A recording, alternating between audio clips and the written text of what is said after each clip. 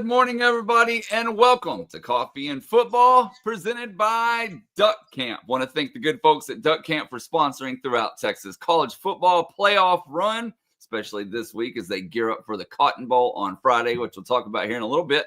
But I'm your host, Blake Monroe, where I'm joined each and every day by Bobby Burton and Jerry Hamilton. Tell us where you're checking in from, what you're drinking, get all your questions in. We'll get to those as soon as possible. But first, Bobby, let's start with player availability. The players met with the media yesterday. I know you were tuning in for that. What'd you learn? Well, a couple different things. His offensive players available yesterday. One, I thought maybe the most interesting thing said out of the whole deal was we found out who Quinn Ewers' freshman roommate at Ohio State was. And it was Ohio State defensive end Jack Sawyer, who's going to be trying to sack Quinn Ewers on Friday night. They're going to want to meet in the backfield of the Longhorns. I'm sure that will be something to watch for. Also, Matthew Golden spoke to the media really for the first time all year, Jerry and Blake, at length. One of the things that was asked of Golden that I thought was very telling, he was asked why Texas? Why did he transfer to Texas from Houston? And he specifically called out the seasons that Xavier Worthy and Adonai Mitchell had the previous year at Texas. Yeah. And, it's one of those stories as old as time, essentially. Go where you see other people having success, you'll have success too. Now he's, 64 yards away for a 1,000-yard season, leading the Longhorns in receptions. That was interesting to me. A couple other things were said we'll mention a little bit later, but all in all, a pretty non-eventful media day or opportunity for the Longhorns. I don't think anybody said anything that was would incite the rage of Ohio State players or anything like that. So it's pretty tame in that regard. But again, here we are 72 hours away from kick right now, essentially. Longhorns getting ready to play the Buckeyes. And by the way, Cafe Bustelo this morning. That's what I'm drinking. Cafe Bustelo. I'm liking it. It's nice and dark. By the way, thanks to all the people on this chat. We went over 69,000 subscribers on this channel overnight. Thank you to everybody. Thanks for always pushing that button to tell friends and telling friends about On Texas Football. By the way, I have a tea and a life water bottle, if you can see that. Tea and a life water bottle. So I'm mixing it up this morning. I think you're muted, Blake. I said normally coffee for me, but Gatorade this morning, given the circumstances. So it is what it is. Well, guys, one thing that we are monitoring, and I think all Texas and Ohio State fans are monitoring this week, is the weather here. And Ronnie West says, good morning from mid-Michigan. It feels like mid-Michigan or this week here in Texas, at least North Texas. I don't know about down there, Jerry, where you're at. 35 is the high for Thursday. 42 is the high for Friday. However, watching a potential winter storm, it says. A wintry mix in the evening will transition to mainly snow overnight. And I know most states will laugh at this, but we know how Texas handles winter storms. And then yesterday also as well, we got this from our friend Peyton Yeager at Fox 4. The Cotton Bowl put out a statement that says we're routinely monitoring weather reports and we are in close contact with AT&T Stadium and local officials. We always have plans for inclement weather. Should conditions warrant it, we will communicate to everyone attending and connected with this year's Goodyear Cotton Bowl Classic. So look, Thursday is going to be a bit dicey here, an overnight Thursday, which I'm already up in DFW. We'll be talking about my stop in recruiting for a recruiting stop yesterday to see a top prospect. And I'm out on the road, and I can tell you it's really going to mess up my Thursday plans for getting out and seeing kids because there probably will not be school, and it's not going to be safe to be buzzing around out there. But, look, Bobby, it's going to be interesting. Does it affect attendance for this game is my question. I mean, you think it will on some level, but to how much is the question. Man, I hope not. I hope it's warm enough on Friday. If it gets up to 42, everything should be easy. Zipping around. They're going to put salt on. They'll do what they need to do. Thursday, I think you're right. It's going to be dicey. And that's when I do get to Dallas. So I don't know what the Dallas Texas X's are going to do for pregame on Thursday quite yet. I've got to talk to them to see if they're going to do anything, or because of the storm, they're going to stay away. I'll hopefully have that information for you guys tomorrow. I would say this, the thing with the Cotton Bowl mentioning that, it makes me think, are they thinking about moving this game back or to an earlier time? I don't know. I don't know the answer to that, but it wouldn't be unprecedented given that the Sugar Bowl just moved the date back, or moved the date back one day. But, that was more an act of terror. This is not. This is just dealing with inclement weather, and it is an indoor stadium. There was an article yesterday, by the way, and not to poke fun at anybody or anyone. There was an article yesterday talking about how the weather was going to actually affect the game in the Cotton Bowl. And yes, they were talking about, oh, well, they won't be able to move the ball as well, et cetera. And I think the person writing it didn't realize that the Cotton Bowl, the bowl game, is actually played in AT&T Stadium, whereas the Cotton Bowl, the facility, is actually outdoors and is only used during the state fair. So with those two things said, that writer will never live that down the rest of his life, most likely, Jerry. But hopefully everybody is okay and able to get to the game. I think that's the most important thing for Texas fans. It's something that Steve Sarkisian called on Sunday. If you recall, he really wants to see if he can get a home field advantage in Dallas. It should be possible, but you guys got to make it happen. Hopefully the weather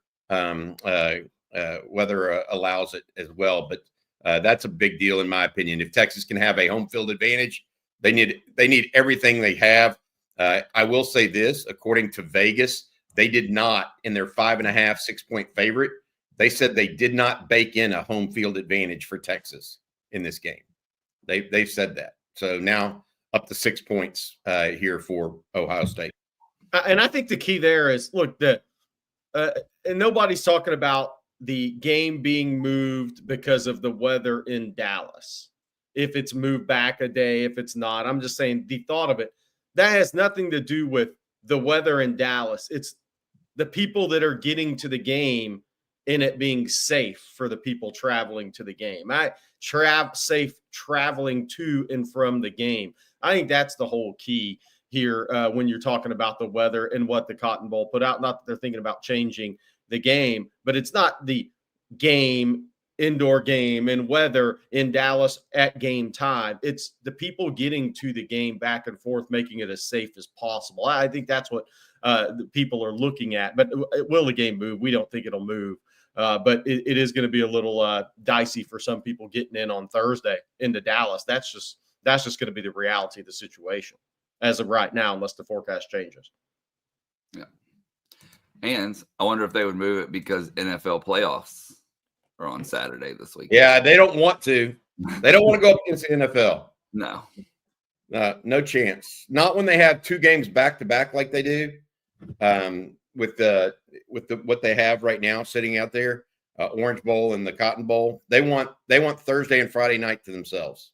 Yeah. And that's how they set it up, and that's how college football set it up purposely. That's why we have 9 days in between games as opposed to just 7. Yeah, for sure. All right, Bobby, before we move on, can you let everyone out there know about Duck Camp? I sure can, Blake. We really appreciate them. They've been with us all year long, and they've spent some extra time with us here during the Texas playoff run.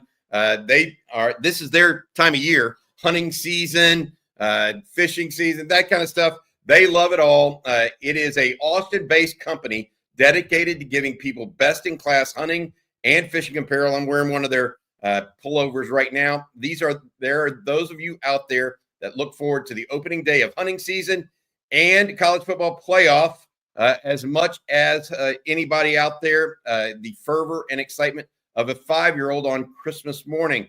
Duck Camp is here to let you know that from opening day to game day, they've got you covered. At Duck Camp, they believe you can't just sit around and wait for adventure to come to you. You have to get out there, stay out there, and make the most of every second. Here's the great seasons, y'all. Hunting and football. Shop hunting and fishing gear at duckcamp.com. Texas certainly having a great season yet again. Second year in a row, by the way. The Longhorns are just national semifinalists. They're building something, guys. Period.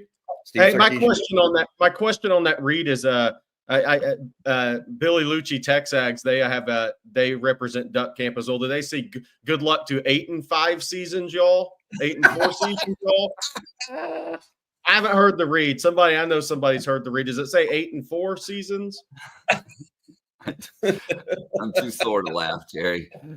I'm too sore to laugh. I gotta be honest. I think that old Billy right now is licking his wounds. Although the Aggies are doing some work in the portal. Picked up, I think, a Washington corner yesterday. They're trying to get it back. But Texas, by comparison, with just 4. I don't know if you saw that list. Texas right now has had 9 guys go into the portal. What is A&M at? 23 go into the portal? Now, I don't think it's not a coincidence, Bobby. Georgia 11, Texas 9, right? Going into the portal so far. Yeah, and that's what I was saying. Texas will have more, we think, after the end of the season. Okay, but it's not going to get up to 23 like it is for A&M. No. OU, I think, what was OU, like 25? Is that right? Can't remember.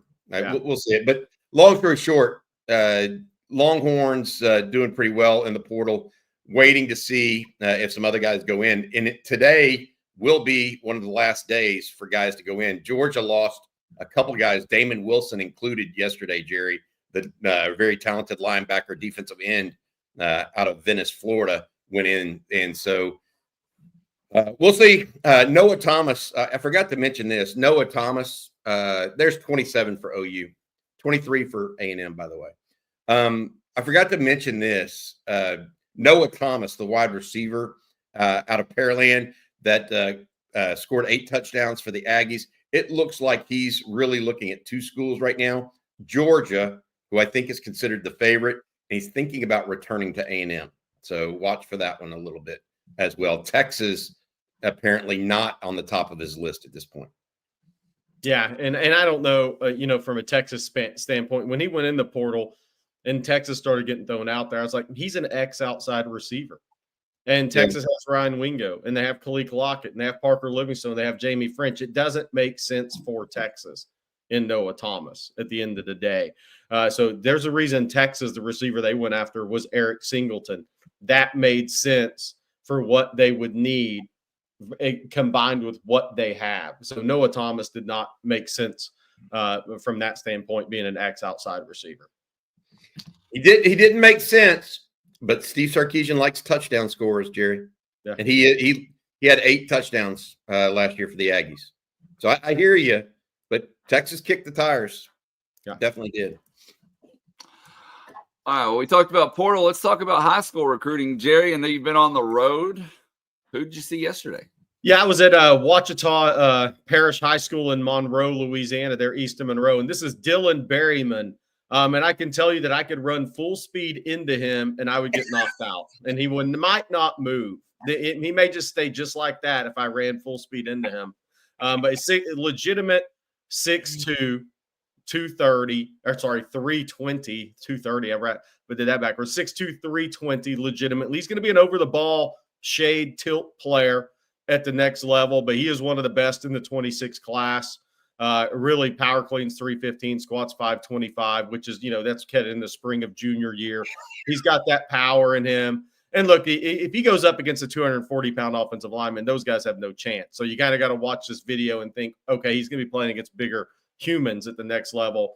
But he is a guy that, that the coach at Ouachita, he used to be the DC and D-line coach at Monroe Neville. Well, they've had some tremendous players come out of Neville, including Rashard Lawrence, who is a 5-star and went to LSU, was in an Under Armour game when I was at ESPN, and was an NFL draft pick, and he put Berryman ahead of him as a prospect. And Texas leads here. I don't think there's any doubt Texas leads for Dylan Berryman. He's going to be at the Junior Day, January 25th. We have a working list that's getting bigger by the day on TexasFootball.com, that Junior Day list, January 25th. But he'll also then go through the official visit process as of today, even though Texas, I think, has a nice lead, that he will likely visit Texas, LSU, Texas A&M, USC, and either Miami or Ole Miss. So that's where this recruitment's at right now. Texas is in a good spot. Again, I'm up in DFW. I'll be going to hit some other kids the rest of the week until the weather tells me I can't. But Dylan Berryman, really good kid. I sat down, did a 12-minute YouTube interview with him, which we'll have on the second part of our recruiting breakdown show that will be out later today. So you guys can get to know Dylan Berryman a little bit, hear him talk about Texas. And his mom really likes Texas and Austin. They've been on campus 3 times since Texas offered him. So he's been on Texas campus a lot. Again, coming back January 25th. And he talked about, one of the things he talked about is that he went to games at Texas. It was a Mississippi State game, Texas, Texas A&M, LSU, Missouri, Arkansas this year, and USC. And he said Texas was the best game day environment. He felt like he of all those visits. Now, Texas is also recruiting him the hardest, and he's the favorite. Texas is the favorite, but he still raved about Texas when we sat down. And you guys can hear that later today on the YouTube channel. And he is a dude. Yes, he looks like a dude. He is a dude. And I'm telling you, I could run full speed into him, and I'm not sure how much he would move, but I know I would move backwards. Jerry, how fast would you run? Like 10 miles an hour? Is that the fastest you can move? I don't know. I'm looking for a launch point that wouldn't injure me, though. He's not. You're not a fast golf cart. You're one of those slow golf carts. Yeah, no doubt. I love it. These highlights, the highlights of him, make football look fun. You know what I mean? It's like we want that guy on our team, kind of guy. Hey, you got other guys. Texas also offered someone another defensive tackle that Longhorns offered last night a scholarship to up in the Metroplex. Jamion Winfield. Tell folks about the young man out of Richardson. Yeah, I know. Jamion Winfield is he's the best interior defensive line prospect in the 26 class in Texas. The junior film easily says that. I'm going to get out and see him in the next couple of days up here before the weather gets bad. But he's 6'4", 275, 280. He's a move-in from Mississippi. He's at Richardson High. They don't produce a lot of football prospects, high-end football prospects. They produce them in basketball, though. Cason Wallace, Rylan Griffin, some of those guys. But football-wise, they haven't produced a lot of kids like this. But Texas offered yesterday. It was a matter of time. I think Texas wanted to offer him in person in January after the dead period, but Texas has continued to win in the playoffs. And I think they felt like they had to make the offer to try to get him in for junior day on the 25th because the dead period is now over. College coaches, if you're not in the playoff, college coaches are dispersed around the country. You saw the A&M staff. You've seen the Oklahoma staff, people already out on the road. And this is Jamion Winfield, good length. I can't wait to see him in person, but a ton of upside here. I mean, Texas A&M, Oklahoma, LSU, everybody's offered him that's seen him or knows about him. But he's got tremendous feet and balance. So this is the latest offer, and this is the top interior defensive line prospect in the state of Texas in 2026. He's really good. You win a lot of football games with those two at defensive tackle now. Yeah. One guy's a run stuffer and one guy's a disruptor. And I think both of them might be both. Yeah. You know what I mean? That's the thing. You win a lot of football games. This is how you win games in November and December. Guys like this, stop the run, get after the passer. I mean, how many times do you see a 320-pound guy do a pirouette? Yeah, like that, Gary. Yeah. Complete spin move. That dude, if he makes it, look clean doing it. He looked clean. He looks clean doing it. If this guy makes it to the NFL, he'll be on Dancing with the Stars one day. I don't think there's any doubt. I love it. Good stuff, Jerry. Good stuff, buddy. All right. What else we got into this morning, Blake Monroe? We got a little discussion of the Texas-Ohio State game, maybe? We do, but first I want to ask Jerry this question. J4 says, I hear Javion Osborne is set to announce soon. Any I don't know about commitment-wise. We'll see on that. We may sneak by there here in the next couple of days, go by there. But I think there's an announcement coming, but I don't think it's necessarily a commitment, but we'll see what his timetable actually is. Amari Latimer, the other one, I think there's 3 running backs in 26 that are really high on the board. Amari Latimer, Tyrone, Georgia, Sandy Creek, a little southwest of Atlanta. He's going to announce in this late spring, or that's the plans. We'll see. And I think Texas is in a good spot for him. Miami's there. He had 2 uncles that played at Miami, Tennessee, Auburn.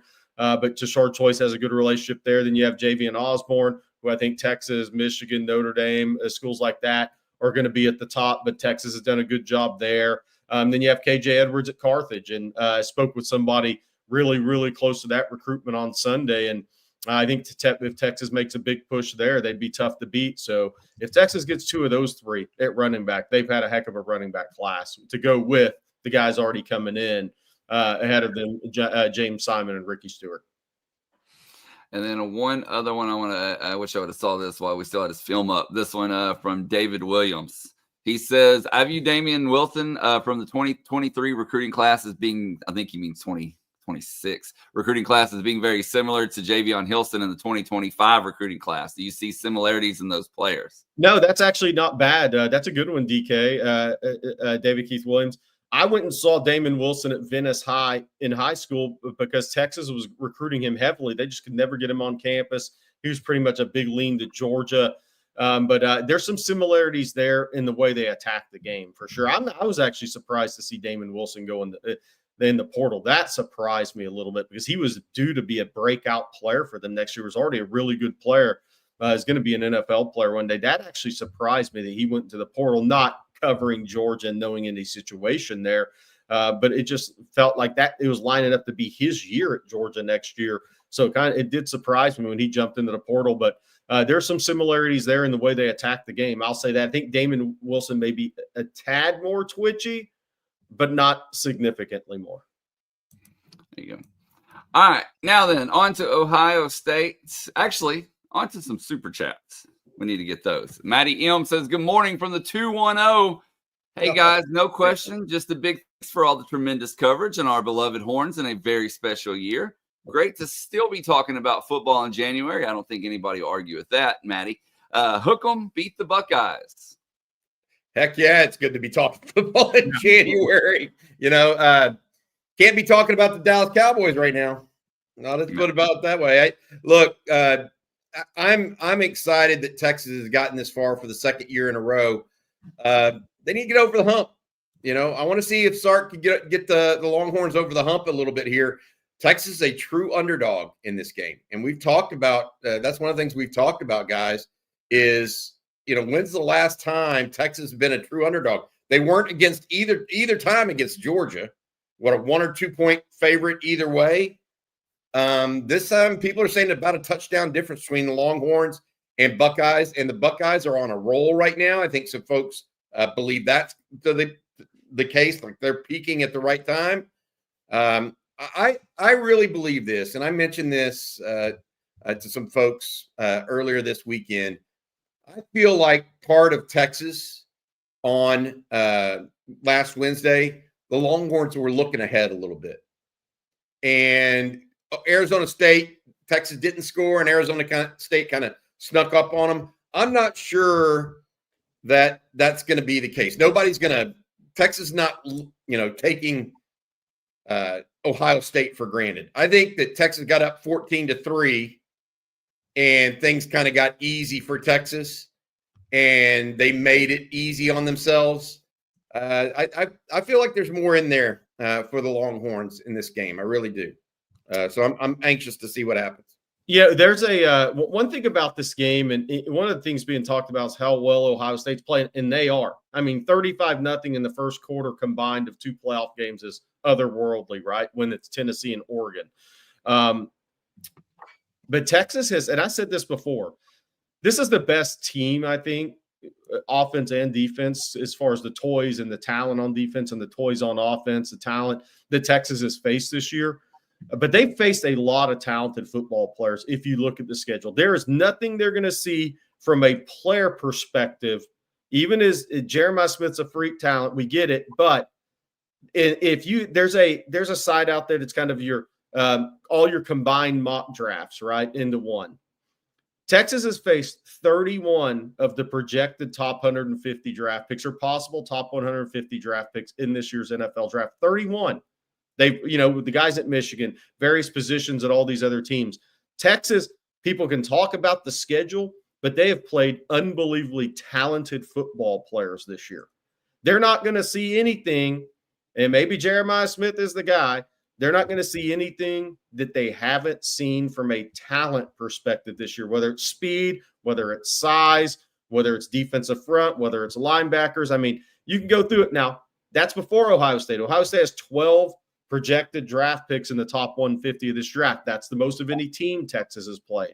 But they're not going to be overwhelmed at all by individual players that they go up against because they've played them all. They've played so many talented players. I think they played 9-10 guys that are projected to go in the first round right now. After this game, they'll have played 12 players projected to go in the first round, more than a third of the draft.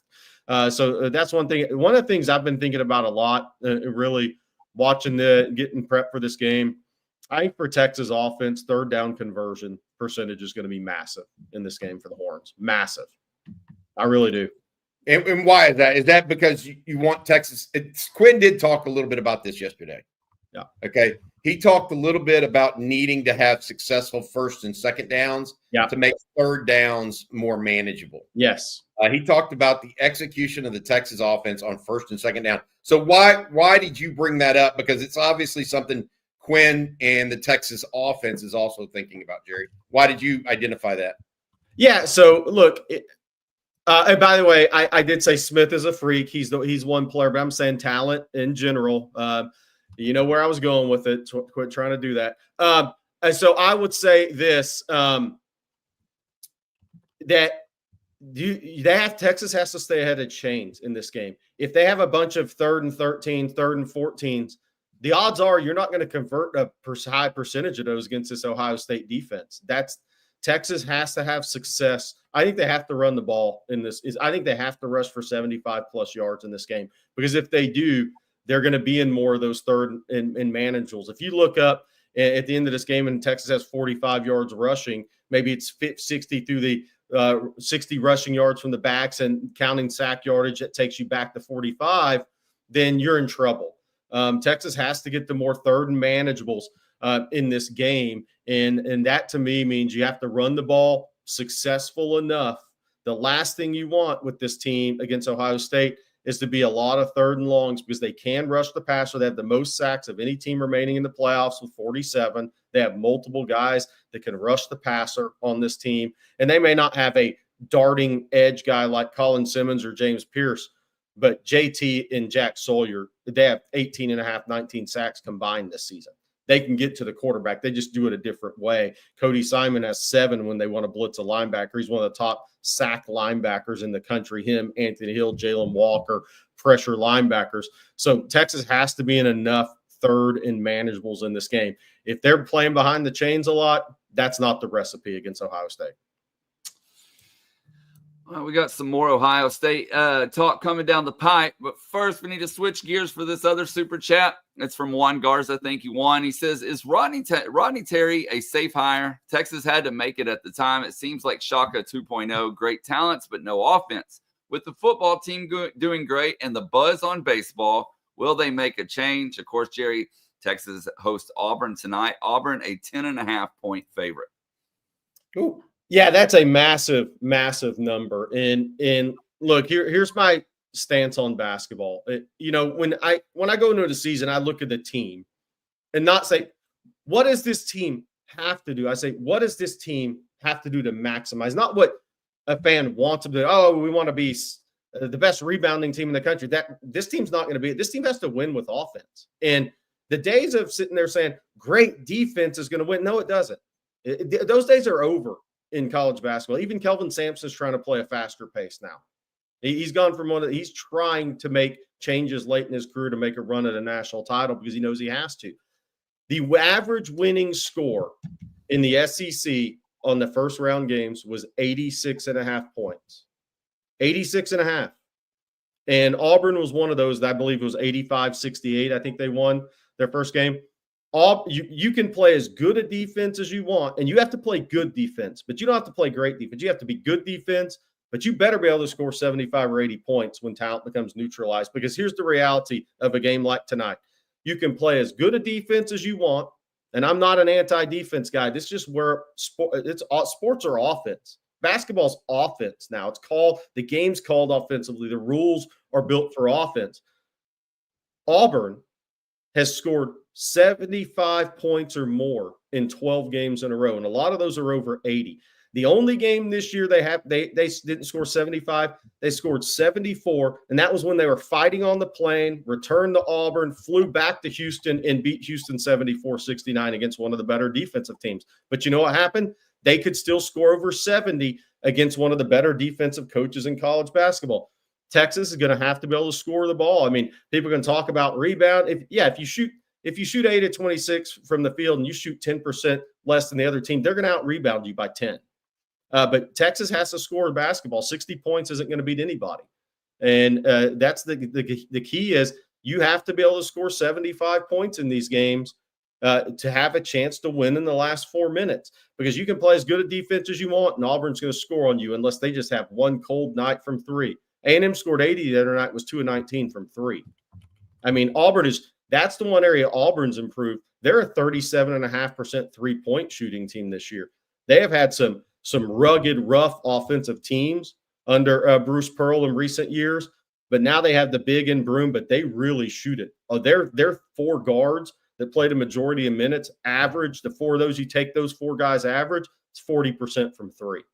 Texas is going to have to figure out how to score the basketball at a higher rate because 60 points will not win you games in the SEC. You got to hit 75 or 80. The question there, though, Jerry, back to Juan's point, is what does this mean for Rodney Terry's future? And that's a fair question, I think, because if they can't weave their way through the SEC here, even with a fairly talented team that they have, what does that mean for Rodney Terry's future? Does that mean that it's up in the air? And I think it does. Yeah, it does. I think it does. I think that, he took the team and took over a team and led them into the Elite Eight, really close to the Final Four. But last 2 years, we'll see what it means. It's always, what have you done for me lately in college coaching? That's just the way of the world. And I think that Texas is going to probably have a long look at the basketball program if things don't go well for them this year. Well, and the thing is your first 5 games, we talked about this is the toughest opening 5 games in a conference year I've seen at Texas in a long time, maybe if ever, because you were at A&M, who's a good team. You have Auburn at home, who's ranked 2. After that, you have Rick Barnes this weekend ranked 1. They're coming in. Then you're at Oklahoma and you're at Florida. You could play relatively well and be 1-4. You could play and be 0-5. I mean, that's the reality. And if you dig that big of a hole to start conference play, then you have Missouri. But then, by the way, then there's 2 more ranked games after that, including the trip to Ole Miss to play Chris Beard.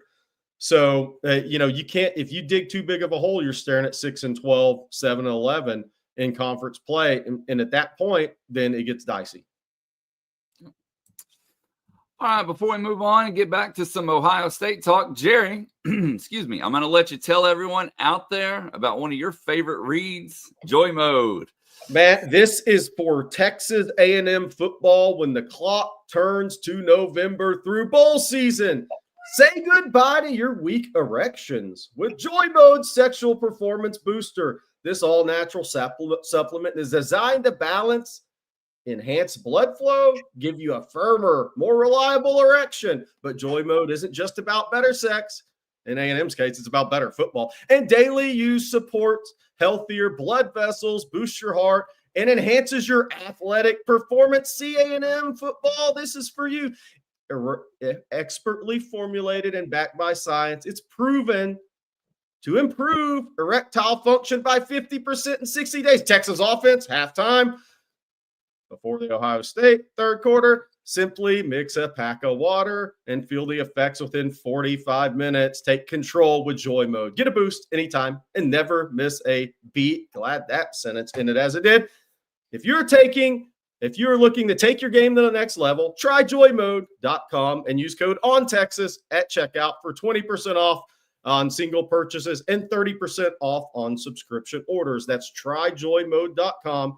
And use code ONTEXAS, all caps, for 20% off single purchases and 30% off subscription orders. Yes, A&M football team, you'll get your discount with ONTEXAS. That's a tough act to follow, but I'm going to try to do just that and let everyone there know about Rocket Money. And that's what I'm here to tell you about. Rocket Money is a personal finance app that helps you find and cancel your unwanted subscriptions. It monitors your spending and helps lower your bills so that you can grow your savings. And I'll tell you right now, it helped me find 2 subscriptions right off the bat that I completely forgot about. Once I saw them, I canceled them to save myself a little cash. But then it also alerted me that one of my subscriptions I currently have went up by nearly $65 a year, and then another by 48. I had no clue about either of those. It helped me. It's going to help you too. Rocket Money has over 5 million users and has saved a total of $500 million in canceled subscriptions, saving members up to $740 a year when using all of the app's premium features. Cancel your unwanted subscriptions, reach your financial goals faster with Rocket Money. Just go to rocketmoney.com/gameon today. That's rocketmoney.com/gameon. rocketmoney.com/GAMEON.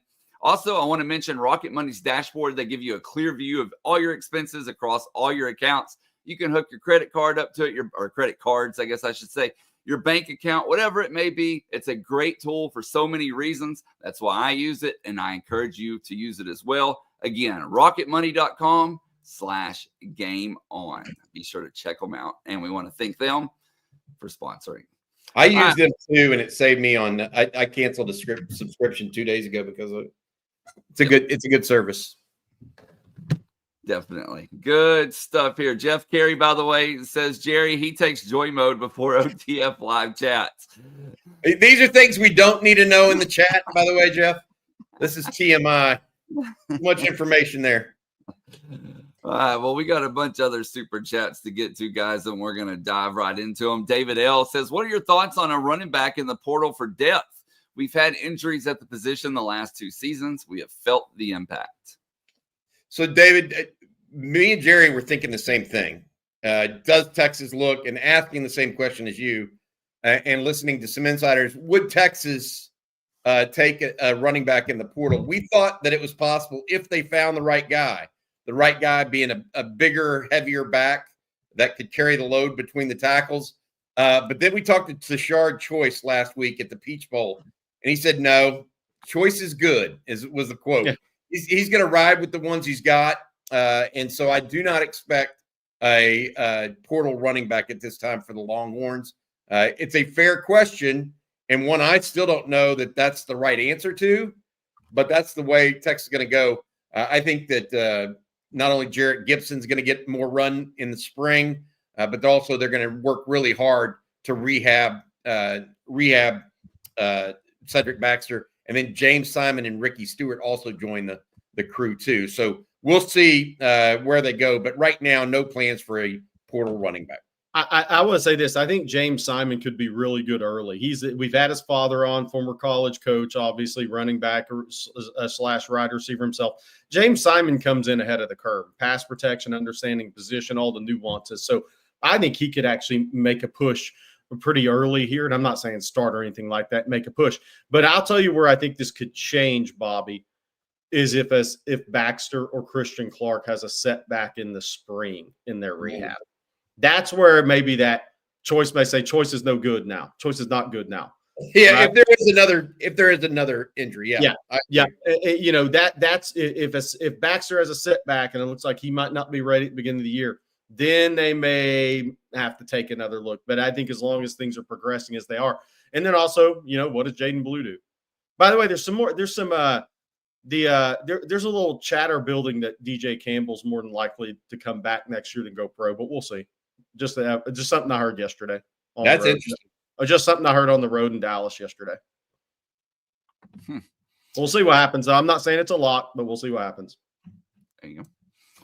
All right, Jackson S., thank you for your super chat. Says, if you could bring back a matchup, who would y'all pick? And remember, bring back one, not pick a random one. Most of my coworkers / family are Husker fans, so a game at Memorial Stadium would be a blast. So who's an old opponent that Texas used to play regularly that you would like to play again? You know, this was an easy answer just a year ago. You'd want to bring back A&M and Arkansas, right? Now, I don't know that there's that one. I mean, Nebraska might be one. That was certainly the most interesting one in the Big 12 when they were part of the Big 12. Texas played some very memorable games, both in Lincoln and in DKR, as well as a couple in Big 12 championship games. Nebraska would be one for me. I have always wanted Texas to play LSU more frequently. Obviously that's not working. That hasn't worked. They did that one year, and then the return to Baton Rouge was sidetracked by COVID. But I would love to see Texas start playing LSU on a regular basis. That would be so. Then you play LSU, Oklahoma, Arkansas, A&M. Those are the teams that Texas recruits the most against, Jerry. Another team that I could see, I love the Notre Dame and Michigan group. Texas is going to play both of those again soon. But other than that, Nebraska would be it for me up the middle of the country. As far as the old Southwest Conference or Big 12 teams, I can honestly say none. I just don't, look, I mean, the game that would be the most fun, I think, maybe Texas Tech, right? But you're not going to do it, so it doesn't matter. Texas has been to Manhattan enough. They've been to Lawrence enough. They've been to Ames enough. I mean, no, I just say no to all of them. Maybe Big 12 now. Hey, might be fun to schedule Arizona State for a home and away at this point. Yeah, I mean, that's a good city to go to. I'd say of existing opponents that we played a lot, Nebraska is the answer. Yeah, that's the only one. Yeah, it is the only one. Of the opponents that you want to play in the future, I think LSU is it. Followed closely by Notre Dame, Michigan. Texas has played Notre Dame in some very memorable games. I just want to put that out there, particularly in the late 60s, early 70s. Or mid 70s, excuse me. I forgot about that. Yeah, so I would see those two teams, as possibilities as well, but more LSU probably. I was responding. I forgot. Good call, chat. Arizona State is on the schedule 20, 32, and 33. I didn't even know that. I totally forgot about that. Yep. Good one. Bradford says Ohio State tends to rush off the left and right ends outside of a tight end close to 40% of the time. That's where they get their most production. Do we see a heavy dose of Sorrell and Burke to combat this? Boy, I mean, Burke is not necessarily a hard-nosed run stopper. Sorrell is the one true strong side defensive end Texas has. Like Trey Moore is not a strong side defensive end. Ethan Burke was a weak side defensive end that moved over to strong side to make room for Colin Simmons this year. And so I understand what people are asking there. I don't know how PK is going to do it. I really don't. But I think that the one thing I will say to PK and Pete Kwiatkowski is who I'm talking about, for those, if the Ohio State fan happen to be listening to this, that's the Texas defensive coordinator. He has always come up with a scheme to manage the run, in my opinion. In his time at Texas, the last three, not year one, where he didn't have the personnel, but in the last 3 years, he's managed the run defense fairly well, right? I mean, the only time that it really got to him was against Oklahoma 2 years ago when Dylan Gabriel kind of took off and was the X factor, right? That was the run game, but it wasn't really the OU run game. It was Dylan Gabriel scrambling up the middle. Okay. This year, the only time it really got to him, in my opinion, was late against Georgia, the first game, a little bit with some power, and then Arizona State in the second half when they were worn down. Beyond that, I don't really think that the run game has been the issue with Pete Kwiatkowski. He's a pretty good run schemer. Now, prior to this year, they had some issues in the secondary. But so I don't know how they're going to defend it, is my point, Bradford. But I do think that I don't worry as much about that because I think they'll find a way to defend that. I'm more worried about play calling from Ohio State and getting those guys into space, whether it's Jeremiah Smith, even their backs in space. Travion Henderson, really good receiver. Jerry's mentioned this multiple times. They've got other receivers that are very talented as well. Tight end that's talented. It's not the phone booth that worries me about Ohio State. They'll make some that way. Don't get me wrong. They're a good team. It's the players in space that concern me about Ohio State because that's also the way they'll put up 6 points quickly, in my opinion. Look, I'm the thing that I've watched with them. There's a couple of actions they're running that are, I think, really tough with the way that how hot of a team they are now. Rod loves pony package. I think Ohio State has the best pony package in college football right now because Judkins is an inside runner. He can also bounce it outside the tackles. Then they can use Travion Henderson almost in a slot in motion, and they can fake counter. They can set up Travion Henderson in the flat, and as good as Smith and Ibeka are getting down the field, Travion Henderson makes one guy miss. It's a first down every time. So that action, then the fake counters, when they fake counter and hunt their one-on-ones, they're really, that's when they're really tough. All right, it's guest time. It's special guest time.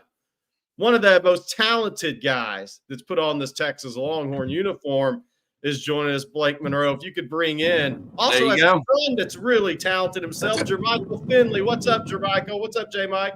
Hey, what up, boys? How y'all doing, man? Are you outside, man? It's got to be cold wherever you are. No, man. I'm actually heading to workout.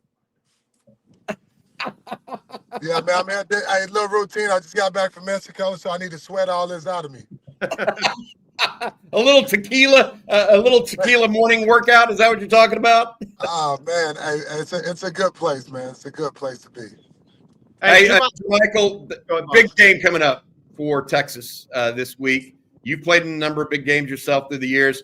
What are you seeing from this Texas team right now that gives you at least some confidence as they go in and take on a team that's favored by roughly a touchdown? Man, it's going to be a dogfight. Any way the analysts see it, Vegas sees it, whoever else sees it, we are playing football. At the end of the day, the best team may win. Whoever bring the best defense, and you know how that goes. Defenses win championships, and hopefully the great state of Texas can come up with the victory for sure. I want to ask you, what have you seen? Because Gunnar Helm has kind of been one of the nice stories about on this Texas football team this year, maybe unexpectedly before the season doing what he's done. What have you seen out of Gunnar Helm that you like as a guy that played it at the highest level for a long time? And how do you see him in the NFL? Oh man, kid got game. He's a ball player. He doesn't mind getting hit across the middle. He doesn't mind putting his head down or getting over that defender making the play. He defines that position very, very well. He's a playmaker. He's a guy that can play under Sarkisian's offensive mind, offensive scheme, and create plays in the middle of the field, the outside of the tickers and all. Man, I think he's probably that tight end position back to the University of Texas. Hey, the question here, Jermichael, is he only had 4 targets on Wednesday of last week, but three of them came in the last 5 minutes of regulation into overtime, including the touchdown in OT. You're a tight end, and sometimes you didn't get targeted early, but you got targeted late. What is the thinking there? Is it just the coaches found something, and then all of a sudden they start feeding the tight end, or they're not paying attention to the tight end? What is the thought process? It's schematically. You gotta, if you're talking to a football mind like myself, I don't know what Sarkisian's thinking, but I watch him week in, week out. He's an NFL mindset. He has pretty much an NFL type of offense, and I think it's game plan. It's not. I don't think he's going in with we running these plays or we doing these. I really think Sarkisian is going in with tendencies, like the first 21 tendencies, or third downs and like he actually picking plays as he go. And I think that's an NFL mindset type coach. But I hope to God he don't leave the University of Texas.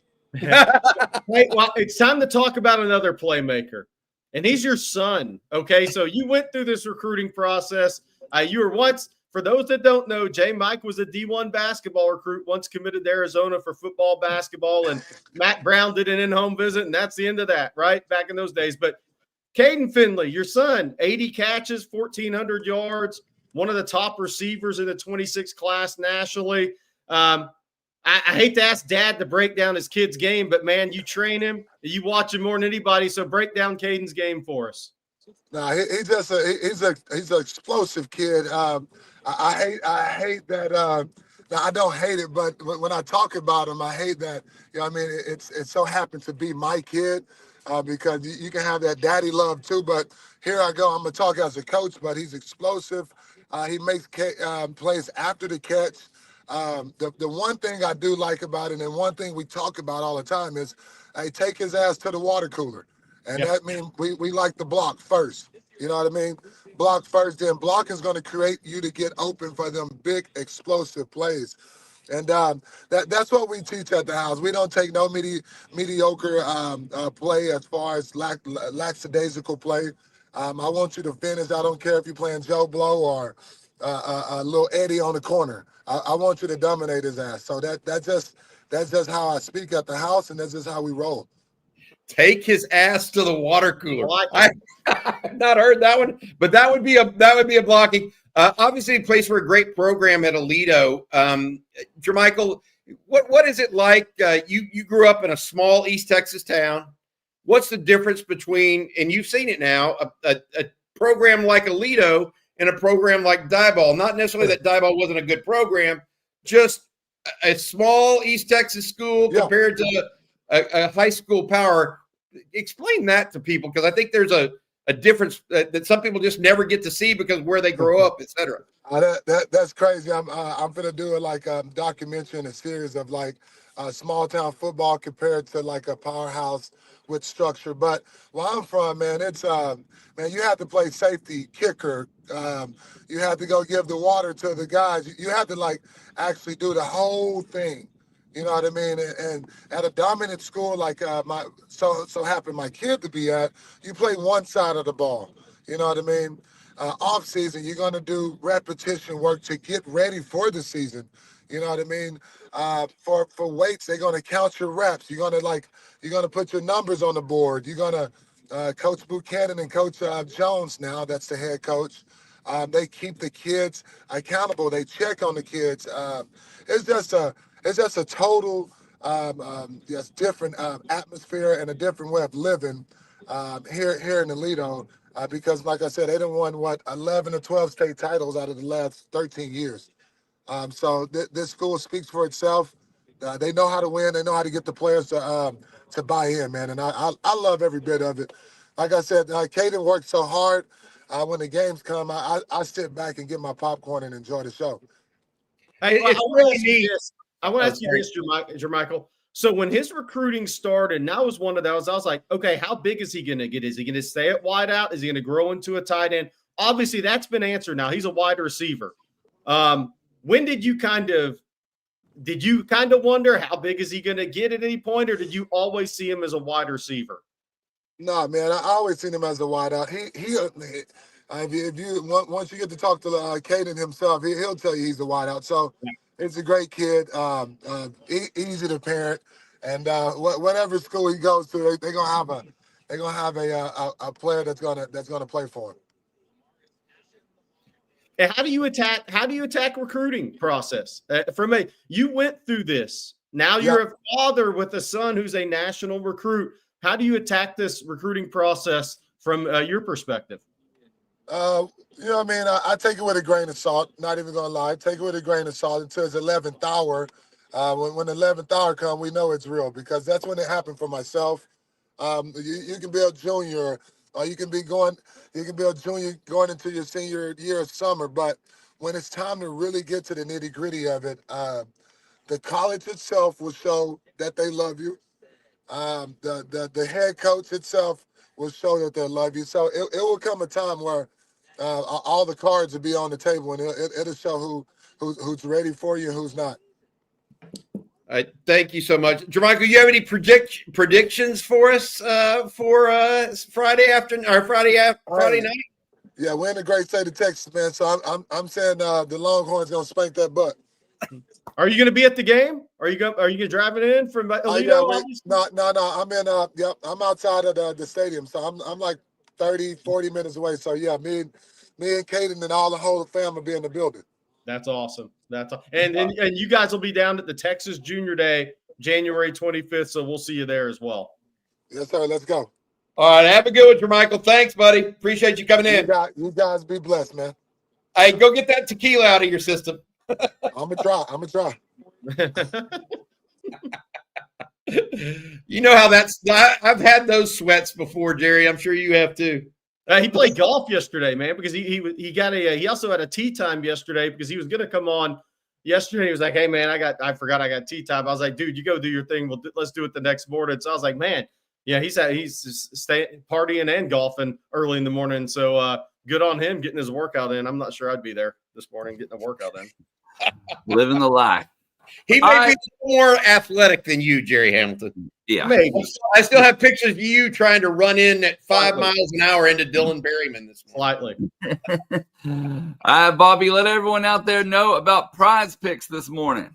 It's playoff time, and it's now or never. Don't miss out on the last few weeks of football action with Prize Picks, the best place to win cash while watching the playoffs. Prize Picks is the best way to win real money this football season. Which players are going off, which ones aren't. Make your picks in just less than 60 seconds and turn your sports opinions into real money all season long with Prize Picks. You can now win up to 1,000 times your money on Prize Picks with certain different prop bets, etc. Sign up today and get $50 instantly when you play $5. You don't even need to win to receive the $50 bonus. It's guaranteed. Download the app today and use code ONTEXAS to get $50 instantly after you play your first $5 lineup. Again, download the app, use code ONTEXAS to get $50 instantly after you play your first $5 lineup. Prize Picks, run your game. That's prizepicks.com. Use code ONTEXAS. Thank you, Bobby. And let's jump right back into Super Chats because we got plenty of them. And we're going to start here with Sean. Sean says, Matt got down and came back. Sark gets up and survives. Are you talking about what are you talking about with Matt got down and came back? I guess that's the USC game. Is that what we're talking about?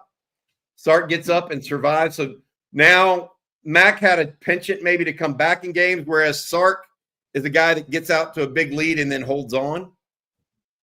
I can buy that a little bit. That is Sark's MO, by the way. He gets on top of people. Rod talks about this all the time. That 14 to 21 point burst that Texas gets on people, that's very Sarkisian, for lack of a better term. It's good stuff. Good idea. And then we got a pair here from Jeff Carey. I'm going to put these together, guys. Jeff says TV viewers, 21.1 million for the Rose Bowl, which was the most in a non-NFL sporting event watched this year. 17.3 million for Peach, 15.8 for Sugar, and then 13.9 for Penn State versus Boise. But then Jeff adds, I'm guessing 25 to 28 million viewers for the Cotton Bowl. Yeah, Friday night. Yeah, absolutely. I would say that's true. And it also confirms one thing. Millions will tune in to watch Oregon lose. I would say this. I think that 17.3 for the Peach was the highest rated pre or non-nighttime game of the year also. Yeah. So the Rose Bowl was that late afternoon. So the Peach Bowl was the highest rated time slot game of the year. With 17.3.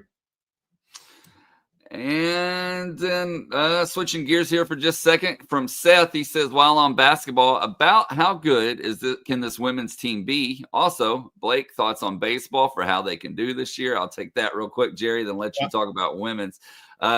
Perfect Game thinks they're going to be pretty dang good. They came out with their preseason poll yesterday. They have Texas ranked number 7. Personally, I think that's a little high, but we'll see what happens. They got a lot to figure out, but they got a lot of good pieces in place to figure those problems out. I think the main thing is you look at that perfect game top 25, it's loaded with SEC teams, especially in the top 10, even in the top 5, really. And that's going to be the main problem there is how are you going to navigate such a tough conference schedule? So we'll see, Seth, but lots of potential there for sure. Jerry? Yeah, on the women's side, they're going to play really good defense. They have a high-level point guard, one of the best in college basketball.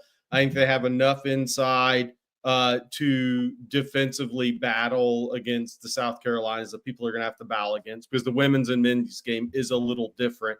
But Jordan Lee has to continue to shoot the basketball well. They have to have that perimeter threat. She shot it well the first 2 SEC games against Oklahoma and Arkansas. She had a 6-for-6 game from 3. She's a freshman out of NorCal, and she is a really good offensive player that can really shoot the basketball. She's a key because, like the other night, Texas has been too dependent on if Shea Holly has an off night from 3, then where's the perimeter shooting going to come from? Because Madison Booker's improved, but she's still going to – her bread and butter is still going to be off the bounce or 2 into the mid-range game, getting to the paint inside 10 feet. She's not going to sit in her game's not going to be dependent from 18, 19, and 22 feet as much. So if Shea Holly has an off game, then Texas had issues shooting the basketball. They're shooting 29% from 3 earlier this season. Jordan Lee can really shoot the basketball. If she shoots it well, that changes them offensively when teams zone them up and in transition in those opportunities. So Jordan Lee, I think, is a really big key because Layla Filia, who transferred from Michigan, was first-team All-Big Ten. She's been injured. She's been injured a lot since she got to Austin. Unfortunate, kind of tough luck injury. Doesn't look like Texas will get much out or anything out of her this season. We'll see as the season moves along if that changes. So Jordan Lee is going to be very key for this Texas women's team because teams will zone them up at times. Notre Dame zoned them up, and teams are going to say, "All right, make perimeter shots against us. Make perimeter shots." There's going to be some teams that do that, and Jordan Lee's ability to shoot the basketball is big for this team, maximizing their potential the rest of the season. Jerry, I went to a women's game. Rish, our friend, we're both friends with him, took me to a women's basketball game a couple weeks ago when I was down there for the Clemson game. I think it was a Thursday night game when I was down there for Clemson that played on Saturday. I would say this, that in talking to Coach Schaefer on this show as well, they've got more depth this year that can score. Last year, when Madison Booker couldn't score, they really struggled. Now they have Jordan Lee, Justice Carlton, the young lady, the true freshman. They've got a backup point guard when Rory Harmon has to go out that can really run things and create some offense. I just think they're a more well-rounded team this year, Jerry, based on what I saw. So I'm pretty high on where the women's team can go from I think they have, how do I want to put this? They have more runway than last year's team. Now, I don't know if they'll finish higher because a lot of that is the luck of the draw a little bit, but I think they have more runway with this team than they had last year. So we'll see what happens. And then jumping back over to men's, Bradford says going to Kentucky and Texas, we might lose by 30. Yeah, so we'll see what happens. Look, you're going to have to score the basketball. Florida went on the road to Kentucky and scored 100 and lost by 6. I'm not anti-defense. You have to be good on defense, but the college model is following the pro model. And there are more teams shooting, making threes. Scores are higher this year. Again, the average winning score in the SEC in the first games played Saturday was 86.5 points. 60 points is a long way away from that. You got to be able to put the biscuit in the basket, baby, especially in this league against these teams. You got to be able to put the biscuit in the basket. That's not as good as take his ass to the water cooler. You know what? The water cooler. I'm gonna use both of those for the foreseeable future. Jermichael Finley's quote was outstanding, by the way. It was awesome. If you missed that. Take his you-know-what, the water cooler. That's the first thing. That will be used here many times watching huddle clips the rest of the week.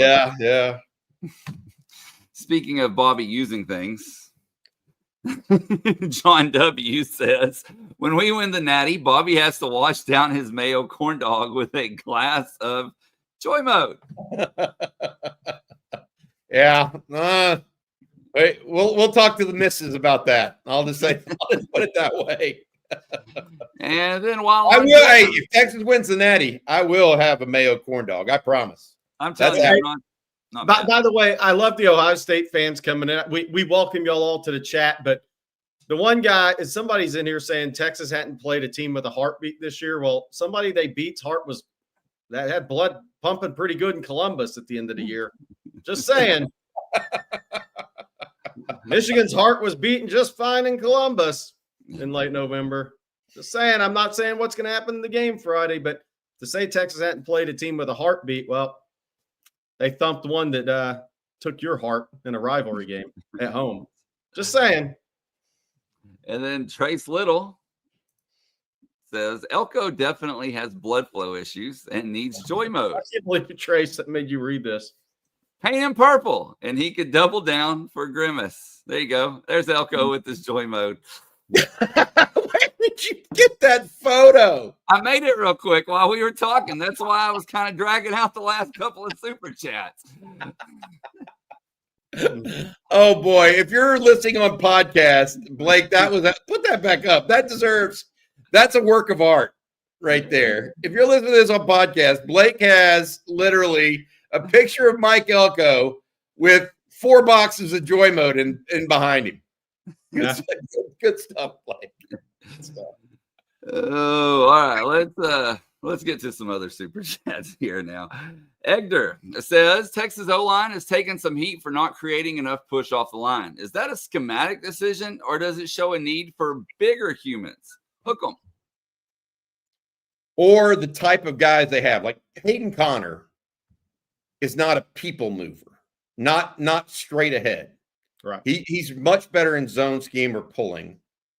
And so Jake Major's kind of the same way, right? And so those are 2 of your starters on the interior. DJ Campbell, Cole Hudson, they are people movers at guard. That's a difference at them.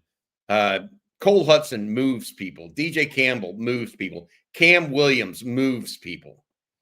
And I think it's not that they need to have bigger bodies. It's just that some of the ones that are legacy starters before Kyle Flood got there, like Hayden Connor and Jake Majors, they're still starters because they're good players. They're just not exactly what necessarily Flood and or Sark recruits for the position intrinsically. Jake Majors, by the way, this is just an amazing stat. He will have played in more games than any University of Texas player ever. It's amazing. I mean, it's really awesome if you think about it. I mean, because Kyle Flood tried to recruit over him. I mean, that's Kyle Flood's job. Yeah. You know what? I mean, Jake Majors, you were supposed to be recruited over. You said, no, that's not happening. So my hat's off to the guy. And it's turned out well for Texas. He's been back-to-back national semifinals. So Jake Majors is a great story for the University of Texas. So is Hayden Connor. They tried to over-recruit him too. So we'll see what happens. And by the way, we talked about this. We talked about this when Cedric Baxter went down. That it had to change what they ideally wanted to do some in the run game. And it's like people are like, no, just run Jaden Blue up the middle. No, that's not what he is. You're not going to run Jaden Blue on the inside zone 15 times in a game. It's not what you're going to do. So that's one thing that has changed a little bit with them. Is what you could do, how effective you could be in the run game due to people talk about offensive line personnel, but sometimes running back personnel, because Trey Wisner, I love Trey Wisner on outside zone, wide zone. He's got the patience, a really good back, tremendous back. Again, these guys are just different. They have different strengths. Quinshaw Judkins and Travion Henderson have different strengths as runners and as running backs in general. So Texas lost their inside zone guy when Baxter went out, and that put immense pressure on outside zone and wide zone from a personnel standpoint this year. And look, Arizona State knew Texas wasn't going to run the ball inside at them. They played the landmark game against them. All right, our next super chat here comes from Ernest. He says he's asking the important questions here. Bobby, is the Surly Horns tailgate indoors? It is partially indoors, partially outdoors. They have space heaters, plenty of them. This is a tailgate group, by the way, that has been doing tailgates for the Dallas Cowboys for a long, long time. And so they are well aware of inclement weather and what they need to do. So it's indoors, partially indoor, partially outdoor. So you'll be able to make your way whichever way you want to do it. And speaking of making your way, Parth Brooks says, Longhorn Nation, no excuses. Make the trip to Arlington. We need to show up and show out for our team on Friday. Make Will spill the pill. I think a lot of people believe that. And I do. Look, I can't say enough how important it is for Texas to feel like they have a home field advantage. Because I do think you can mess with signals. Time gets below the 15-second mark and the helmet communication shuts off. Those things matter. So, Parth, you're right. And then our last super chat that we have here, I'm going to admit it took me a little while to figure out what exactly Sean was saying or what he meant. But Sean says Rick Barnes and Chris Beard doing well. Hurts. And it took me a lot longer I'm going to admit, a lot longer to realize what he was trying to say. But one letter makes a world of difference in this one. Rick Barnes and Chris Beard doing well hurts. Jerry, it hurts to laugh. I'm so sore. Yes. I can't say anything else. I'll get fired. We'll end it with that. We'll end that super chat with that. I'd have to fire myself. All right. Before we get to some more questions here, Bobby, I'm going to let you tell everyone out there one last time about Duck Camp. Yeah, absolutely. Duck Camp, our sponsor for College Football Playoff Week. Duck Camp gear is made for the people that live for the moments out there where there are fish to catch, birds to hunt, time to kill, football to watch. They like doing all that stuff. So they built a company centered on it, based in Austin and dedicated to giving people best-in-class hunting and fishing apparel. Duck Camp gear has been tested from the backcountry of Alaska to the Dove Fields of Texas. And deer blinds, also ready to keep you cool and comfortable on scorcher game days or warm on really cold winter mornings. It will stand up to the toughest of conditions, but also happily sit down beside a fire and drink a few cold ones if that's more your speed. Shop hunting and fishing gear at duckcamp.com. Make sure you check out their iconic Game Series hats that feel as timeless as the hats found in your grandpa's garage. Be sure to check out the new Mallard and Pointer hat in the clay colorway. I wear that all the time. It's the one that looks almost burnt orange. Here's the great seasons, y'all. Yes, hunting, fishing, and football. Hook 'em. Hey, I totally forgot. I have some other news on early enrollees. And for those that missed our little Longhorn live stream last night, I spoke with Jonah Williams yesterday. I was driving for hours, so I made some calls. Jonah Williams moved to Austin Sunday, so he is now taking part. He's sitting in on some football position meetings, but he's also into baseball now. So he has now moved into Austin. Most of the guys are moving in January 12th. Nick Brooks and his mom, they leave Atlanta area Sunday. Myron Charles told me he is coming in on the 12th. You have the guys in the Navy All-America game in San Antonio. They'll be going straight from there to Austin. But Jonah Williams already on campus, Blake, which probably coincides with a lot of what's going on with the baseball team as they begin practice right now, getting ready for the season. Definitely. Going to be interesting to see how they use him this year. And, of course, the injury recovery as well. We got a question from Twitter, guys, from Greg. He says, what wrinkles do you think Sark will implement this week? We have to change something. I think they got to throw the ball outside to the running backs more and to the wide receivers more. They need more cheap, free yardage to get the sticks moving against Ohio State. Now, that doesn't mean Ohio State's going to give it to them. Ohio State has tremendous athletes on the outside. We know that. But Texas needs some cheap, free yardage to get into better down and distance situations than what they got against Arizona State. Texas ran outside zone. Arizona State stoned it, and Texas was sitting then in 2nd and 9 or 2nd and 10. That can't be the every down occurrence for Texas against Ohio State. They have to get some cheap yardage here and there. Every play can't be designed to go for a touchdown. And I think that will take some, what's the best way to put it? That will take some patience from Sark, some deliberateness, and really understanding what you're trying to accomplish in the game. And I think we got a little sense of that from Quinn Ewers yesterday when he said, hey, look, we need to get in better down and distance situations on third downs. Juan Davis and Frank DeCluet mentioning Juan Davis and DeAndre Moore blocking.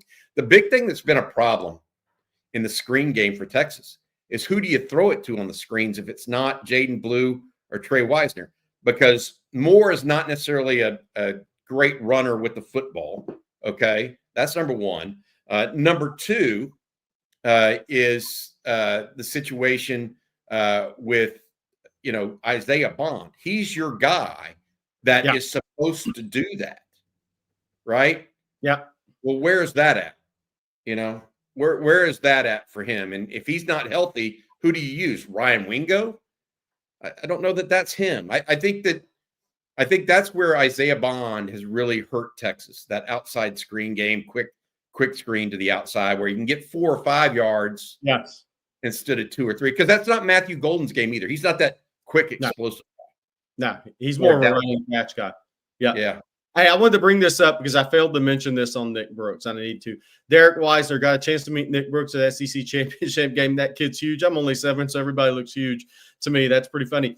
Nick Brooks told me he's down to 340 pounds. And I want to say, when he visited Texas in June, he was in the low 370s. So nice job, Nick, handling your business before you get to campus to set yourself up to have a chance to compete, where Torrey Becton and Kyle Flood aren't saying, okay, we got to get 40 pounds off of this guy.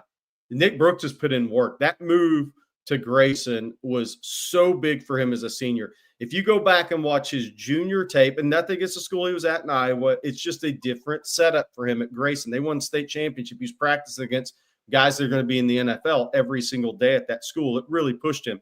He's a quicker, more reactive player on film as a senior than he was as a junior.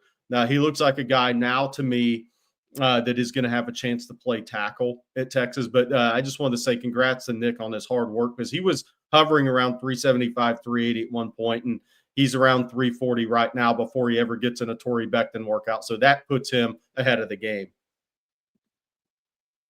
All right, guys, we'll do 1 or 2 more here. Tom Rucker says, if we cannot run it versus Arizona State, why would we have greater success versus a better defense in Ohio State? I think that's a legit question. Styles. I mean, and look, also, Arizona State had 3 weeks to get ready for Texas. I mean, Ohio State is going to implement a defense. Now, Ohio State has vastly superior personnel to Arizona State. So the question is fair. But did Ohio State spend the last 3 weeks getting ready for wide zone? No, they didn't. And Ohio State's not going to give up the deep ball or certain routes as easily as Arizona State did. There were plays there for the taking for Texas. Sark just got hard-headed a little bit with the outside zone. Ohio State is not going to just defend Texas one way and roll the dice. Ohio State's going to come with a complete game plan to try to stop Texas. And stopping the outside zone is just one part of that. Whereas Arizona State said, that's what we're going to try to do. We know we can't stop them completely. So we're going to roll the dice and stop this and let the cards go where they may. Ohio State doesn't have to do that. Yeah. They've got elite personnel where we're going to try to play base and just beat your butt. Yes. And see what happens. They're like Georgia. They're going to approach it more like Georgia. They're just going to – they don't run a ton of games up front. Maybe they throw it out this week, but they against Tennessee, against Oregon, they haven't run many games up front. They pretty much lined up and said, you know what? Here it is. And we think we're going to win against you with our front. And then our linebackers are going to roam, and they're going to make plays. And and when they bring the blitz, it's – look, I'm not saying they don't bring numbers, but they pretty much play you more straight up. And as I would do if I was them, because Tyler Williams is probably first or second rounder, Jack Sawyer is a second rounder, JT is a first or second rounder. That's 3 of your defensive front. And the other guy's going to get drafted too. And you have linebackers behind it who are going to be drafted. So they can play you more straight up and say, we think we're going to beat you up front with our defensive front four. We think we're going to stymie your run game. We're going to squeeze it. We're going to win our matchups. And then that's why I said it's the most talented 3 high Sark's gone up against, because Arizona State had to sell out. Ohio State doesn't have to sell out. That's why I'm hoping Texas can rush for 75, 80, 85 yards at least in this game, because that's going to help them in the third and manageables. That's exactly right. So their functional running game is different than what we saw. Texas did not have a functional running game against Arizona State. Everything came through the air or on a 5-yard scramble for a touchdown by Quinn Ewers. So that's reality. And by the way, I'm going to stick with this. I said this. I think people took it the wrong way yesterday, but look, it's obviously it's win or go home. You're going to need everything you have to beat Ohio State. Those Ohio State ends are going to crash. There's going to be 2 or 3 times in this game where Quinn's going to have to pull that thing and just and I'm not saying he's going to run for big yards against Ohio State. Go get 4 or 5. Help your team get to 3rd and 3. But it can't, because they will sell out, because Quinn is not a threat with his legs ordinarily. He's got to have a semblance of helping move the chains in this game. He's going to have to pull it at some point and run it. And I wouldn't be surprised if there were a couple of play calls. If those Ohio State ends are really crashing in the run game, if Texas doesn't say, okay, look, it's win or go home. We got to bring it all out here. Quinn's looking healthier. You got to be able to go get us 4 or 5 a couple of times in this game to get us to a 3rd and short. All right, guys. Well, that's going to do it for today's episode of Coffee and Football presented by Duck Camp. We want to thank them, along with Joy Mode, Rocket Money, and Prize Picks, all for sponsoring. By the way, be sure to head on over to ontexasfootball.com. Become an OTF OG. Using promo code OTF OG, you'll get a full year for just $49.95. Again, ontexasfootball.com. Using promo code OTF OG will get you a full year for $49.95. Join in on the discussion. Remember, we can't be live 24/7 as much as we would like to be. So head on over there, join in on the news, the discussion, lots of good stuff going on at all times over there. And then be sure to hit that like and subscribe button as well. We definitely appreciate y'all's support as we went over 69,000 followers. That's absolutely incredible. And speaking of the YouTube, Bobby, what's later today? We got recruiting breakdown coming a little later today. We have lunch with the coach, Bob Shipley, and Brian Irwin, both joining me. We're going to talk a little Arizona State, just a quick rewind on that, because they had a couple things they wanted to point out. And then what's coming with Ohio State and how Texas is going to have to play that game. Appreciate if you guys watch that, because I think they're going to have some interesting things to say. Then we come back tonight with the live stream. Jerry, as well as CJ Vogel and our Rod Babers will be there, along with Aaron Hogan. A lot of stuff going on. Also, I want to say hats off to one of our guys, Dax Kelm. You actually bought a hat the other day, and I wanted to say thank you very much. I'm shipping that out this morning. We still have a few hats and mugs available in different colors for the hats. Again, shop.ontexasfootball.com. Dax, it's headed your way today. Appreciate y'all.